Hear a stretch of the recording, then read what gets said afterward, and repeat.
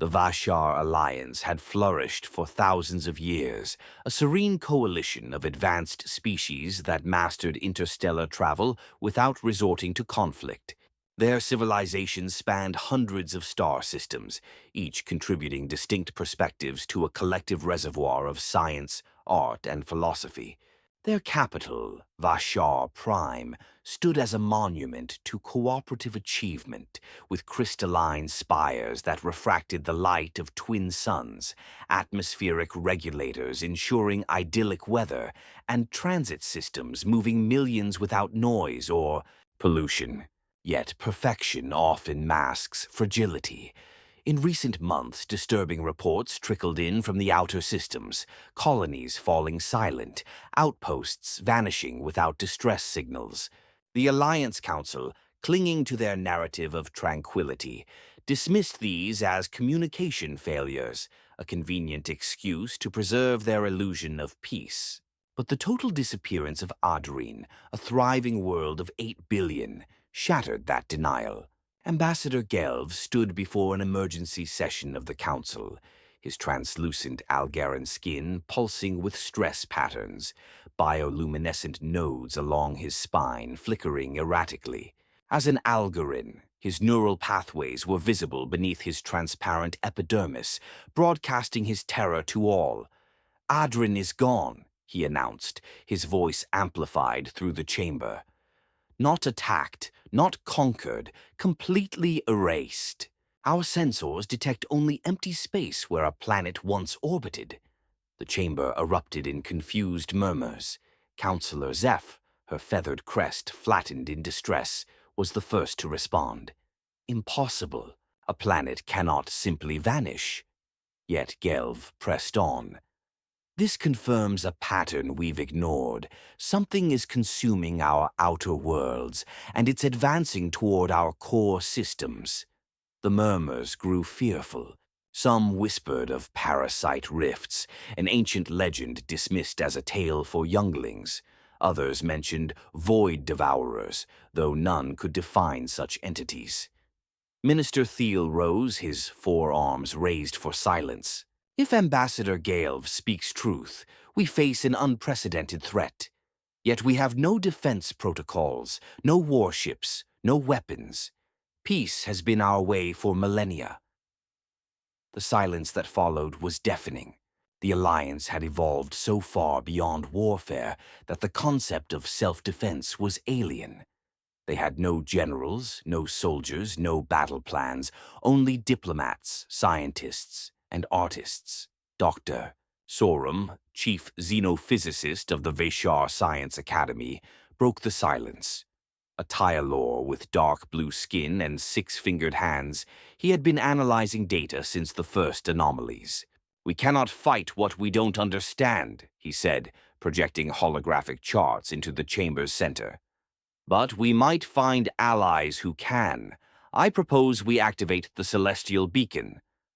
Gasps echoed through the room. The Celestial Beacon, the Alliance's most powerful communication device, could transmit signals across dimensional boundaries and vast distances. It had never been used at full capacity. "To what end?" Counselor Zephyr demanded. "Who would we contact?" "Everyone," Sorum replied simply. "We send a distress call in all directions, on all frequencies, encoded with our coordinates and the nature of our crisis. Perhaps someone somewhere will answer." After hours of heated debate, the Council approved Sorum's desperate plan. That evening, beneath Vashar Prime's emerald skies, the beacon's crystalline structure hummed to life, drawing energy from the planet's core. With a blinding flash that briefly outshone the twin suns, it broadcast a desperate plea into the cosmic void, a single spark of hope against an encroaching darkness. On Earth, in 2157 CE, humanity had just achieved faster-than-light travel. After centuries of internal conflicts, climate crises, and two limited nuclear exchanges, Earth had united under a fragile global government. The scars of war remained fresh, explaining why, despite newfound peace, humans maintained a robust military presence on and off-planet. Dr. Mira Sanders was monitoring deep space transmissions when the Vashar signal arrived. Initially dismissing it as background radiation, she noticed anomalous patterns that defied natural explanation. After 3 days of analysis, she realized it was a message from a star system 87 light-years away. "It's a distress call," she told the hastily convened United Nations Security Council. "From an alliance called the Vashar, facing extinction from a spatial anomaly that destroys planets." General Secretary Kamala Wright leaned forward. "Why should Earth involve itself in an alien conflict? Our interstellar capabilities are barely developed."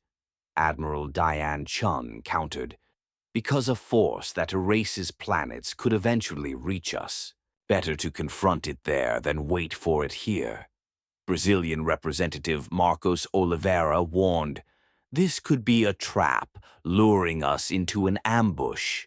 Mara responded, "The signal includes technical data matching unexplained anomalies our telescopes have detected. I believe it's genuine." President Alistair Tado, a tall man accustomed to hard choices, stood. "Humanity has spent centuries fighting itself. Now we face our first contact with an alien civilization, one that needs aid. Our response defines us, not just to the Vashar, but to ourselves and any watching civilizations. We must act, not only for strategic reasons, but because it's right. History's greatest shame lies not in action, but in inaction amid suffering." After intense debate and narrow votes, Earth decided to respond. They assembled the Expedition Fleet, a collection of military vessels retrofitted with experimental FTL drives. Preparations that should have taken months were completed in weeks. The flagship, ESV Aurora, was commanded by Captain Robbie Singh, a veteran of the Pan-Asian conflict whose tactical brilliance had ended that war 3 years prior. The science vessel ESV Horizon was led by Dr. Mara Sanders, while combat-ready ships like ESV Titan and ESV Vigilance formed the fleet's core. General Mikhail Romang oversaw weapon installations, muttering to Admiral Jane Loella, "These ships were designed for solar system peacekeeping, not battles across 87 light-years." Loella replied, "Sometimes the best defense is a strong offense," though her expression revealed uncertainty. The night before launch, Mara found Singh on the observation deck, gazing at the stars. "Second thoughts, Captain?" she asked. Singh didn't turn. "My grandfather said when you hear a cry for help, you have two choices: respond or live with the knowledge you did nothing." He faced her, resolute. "I've lived with enough regrets, Dr. Sanders. I won't add to them." The next morning, Earth watched as its first interstellar fleet departed, accelerating to speeds once thought impossible. From the Aurora's command chair, Singh gave the order: "Engage FTL drives. Course set for the Vashar Alliance." After 3 weeks of FTL travel, the fleet arrived at the Vashar coordinates, greeted by a breathtaking sight: a massive crystalline space station orbiting a blue-green world surrounded by hundreds of non-military vessels. "They're hailing us," Communications Officer Lean reported. The main screen displayed Ambassador Gelv, his skin rippling with surprise. "You answered our beacon," he said, voice filled with awe. "You crossed the void to help strangers." Singh stepped forward. "Earth received your distress call. We've come to assist against the threat you face." The Vashar delegation boarded the Aurora, visibly unsettled by its armed security, weapon emplacements, and battle stations. Dr. Sorum, studying a tactical display, observed, "Your vessels are designed for combat." Singh confirmed, "Earth has a complex history. We learned that peace sometimes must be defended." The Vashar Council Chamber, a marvel of organic architecture with walls and ceilings of living plants, hosted representatives from 12 species, all visibly anxious about the human presence.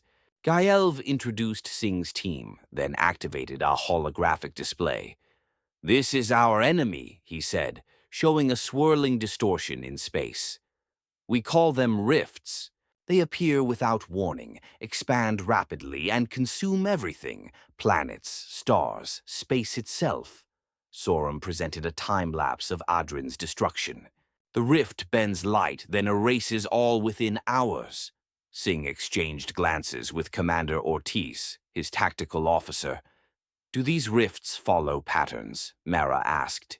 "They target populated worlds," Sorum replied, "and are advancing toward Vashar Prime within 20 days. Tensions surfaced as Elder Zul, a reptilian with iridescent scales, hissed, "These humans bring weapons into our sacred halls, defying our principles." Singh responded, "Your way of life faces a threat that cannot be reasoned with." "Survival requires compromise," Sorum intervened. "The humans answered our call when no one else did. We must hear their proposals." The humans swiftly established a defense perimeter around Vashar Prime, deploying early warning systems and energy barriers adapted from Earth's orbital defenses. The Vashar were both fascinated and disturbed by the humans' efficiency in preparing for conflict. Mara and Sorum worked tirelessly in a joint laboratory, analyzing rift data. Their collaboration was strained. Vashar favored philosophical deliberation, while humans prioritized rapid, practical solutions. "Your people have no sense of urgency," Mara remarked during a late session. Sorum, amused, countered, "And yours rush to solutions without fully grasping the problem." Reflecting on a colleague lost on Adrin, he added, "I was debating dimensional ethics when communication ceased. 8 billion lives ended while we philosophized. Perhaps your urgency holds wisdom." An emergency alert interrupted them. A rift had appeared in the Epheron system, closer than anticipated. "They're accelerating," Singh announced. The human fleet, joined by Vashar observation ships, deployed to contain a smaller rift using antimatter nets to disrupt its energy signature. As they approached, the rift, a vortex of darkness, fluctuated wildly. The ESV Titan and ESV Vigilance extended energy tethers, forming a containment grid. "It's working," Ortiz reported, but the rift pulsed, splitting into smaller distortions that evaded the net. One struck the Vigilance, shearing its port side. Emergency fields activated, but the ship was crippled. "Vigilance reports massive casualties," Leon said, voice tight. "Life support failing. They're abandoning ship." The remaining rifts pursued the fleet with eerie precision. Mara realized, they're not natural. They're intelligent. Lieutenant Commander Alexei Marov of the ESV Falcon made a desperate call. "Captain, I can distract them. Our antimatter reactor can draw them away." Singh, recognizing the suicide mission, hesitated, then said, "Permission granted, Lieutenant Commander. Your sacrifice won't be forgotten." The Falcon broke formation, its reactor luring the rifts away from the fleet. "Reactor critical," Marov transmitted. "It's been an honor." The explosion blazed like a star, destabilizing the rifts and buying time for the fleet to retreat with Vigilance's survivors. The Vashar observers were stunned. In their millennia of peace, they had never witnessed such deliberate self-sacrifice. Back at Vashar Prime, Marov's act reverberated through both communities. Memorial services were held in the Alliance's Grand Hall, the first military honors in Vashar history. Aboard the ESV Horizon, Mira and Sorum analyzed the encounter, noting an energy spike when the Falcon's reactor detonated. "The rifts briefly materialized in our space," Mara said. "They became tangible." Sorum expanded the model. "For 1.3 seconds, they obeyed our physics, suggesting they exist in another dimensional state. If we can force full materialization, they may be vulnerable." This led to a desperate plan: use reactors as bait to materialize the rifts, then strike with concentrated firepower. The challenge was timing. Someone had to manually trigger the reactors. When presented to the Joint Command, the plan silenced the room. Singh spoke. This requires volunteers to stay with the reactors until the last moment. Timing is critical. I'll lead the mission. Ambassador Gelv looked troubled. You're asking your people to die, Singh corrected. I'm asking for volunteers. Nara, a young Vashar and Soram's assistant, stepped forward. Our people don't know war, but we know duty. I volunteer. Her act shocked the Vashar, but others followed. As reports of multiple rifts converging on Vashar Prime arrived, preparations intensified. The night before the mission, the capital held a solemn ceremony. Humans introduced the Last Night ritual, where warriors settled affairs and found peace. The Vashar, unfamiliar with such resolve, watched in awe as humans exchanged tokens and embraced with a mix of sorrow and determination. Soram found Singh on a balcony overlooking the crystalline city. Your people face death with clarity, he said. Singh smiled sadly. We don't welcome it, Doctor. We accept its cost for protecting what matters. Soram admitted. Our debates on peace and violence never grasped that distinction. At dawn, the defensive fleet, 8 human and 4 Vashar ships, each with high-energy reactors, departed. The Aurora led Singh and Nera aboard. The ships formed a geometric trap, their reactors emitting irresistible energy signatures. The rifts took the bait, converging on the fleet. The ESV Defiant and ESV Intrepid engaged first, overloading their reactors as rifts enveloped them. Space warped, and the rifts materialized as monstrous dark matter entities. Quantum disruptors, designed by Mara and Soram, struck in that vulnerable moment. Ship after ship followed, each sacrifice destroying rifts at devastating cost. On the Aurora, Singh watched the fleet dwindle. Final phase, he ordered. Aurora takes the central position. As rifts encircled them, he timed the reactor's overload perfectly. The Aurora's final transmission showed the rifts collapsing in a chain reaction. On Vashar Prime, flashes lit the sky, the brightest marking the Aurora's end. Only the ESV Horizon and 1 damaged Vashar ship returned. Sensors confirmed the rifts were gone, but the cost was staggering. At a ceremony in the Grand Hall, Gelv addressed the Alliance. We prided ourselves on transcending violence, believing conflict was barbarism. We were wrong. The humans showed that protecting peace sometimes demands fighting for it. Earth was invited to join as equals. Commander Ortiz, now leading the humans, accepted. Captain Singh said our strength is resilience. We'll learn from your wisdom as you learned from our resolve. A crystal memorial, listing all who perished, bore the inscription. They answered a stranger's call and gave everything for those they never met. In their sacrifice we find unity. Mara and Soram stood before it at twilight. Are the devourers truly gone? Soram asked. Mara replied, the galaxy is vast and we know so little, but we'll face what comes together. Soram nodded.